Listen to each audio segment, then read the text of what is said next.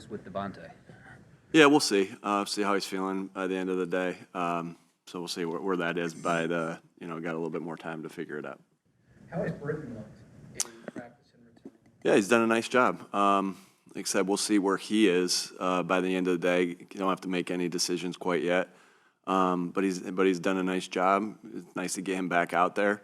Can't stress enough how good of a teammate Britton Covey is, and guys like being around him. So it's nice having him back out there in the mix and interacting with his teammates on the practice field. When he is back, how do you make the decision about who's the punt returner? What factors determine that? Yeah, obviously we'll always do what's best for our football team, what we feel is best for our football team.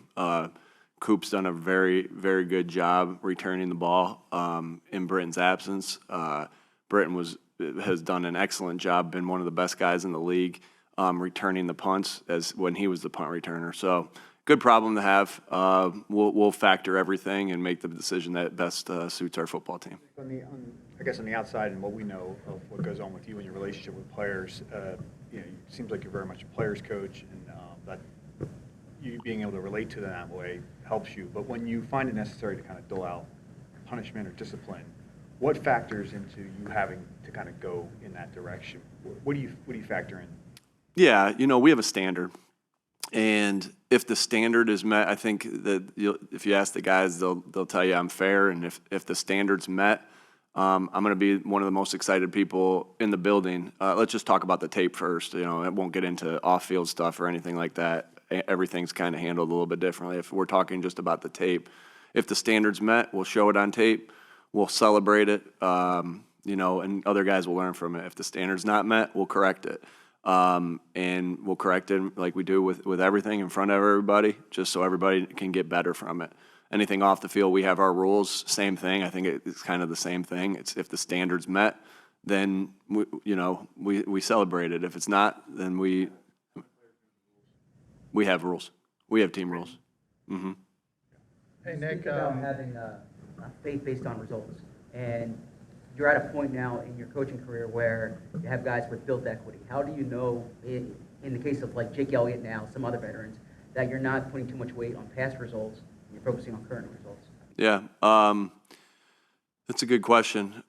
You put faith, you account for everything, just like when you are trying to make decisions on game management things, like everything's accounted for. What is in the future, what currently is happening and what's happened in the past. You see practice every single day. Again, you guys and everybody doesn't get to see the results at practice, right? And so practice, we feel like if you practice average, you're going to play average. If you practice great, you're going to play great. And so a lot of these things and a lot of these decisions and a lot of this faith, like you're seeing 1/10 of it, right, on Sunday. Now you're seeing the most important part of it, right? Because it's what you prepare for when you watch it, when you guys are watching the game. But all that, yes, game, we take a lot of faith from what happens in the game, but all those things that happen in our game-like practices as well are taken into account in our walkthrough and our meetings. That's where you build faith up, and so, but everything is taken into account. When plays designed for somebody, that play was thought out, very in depth by us as coaches, with the player in mind to be able to run that play, and then it was executed in practice, right? If that doesn't happen, it's rare that something's not executed well in practice that gets run in a game. So I think that all goes into it.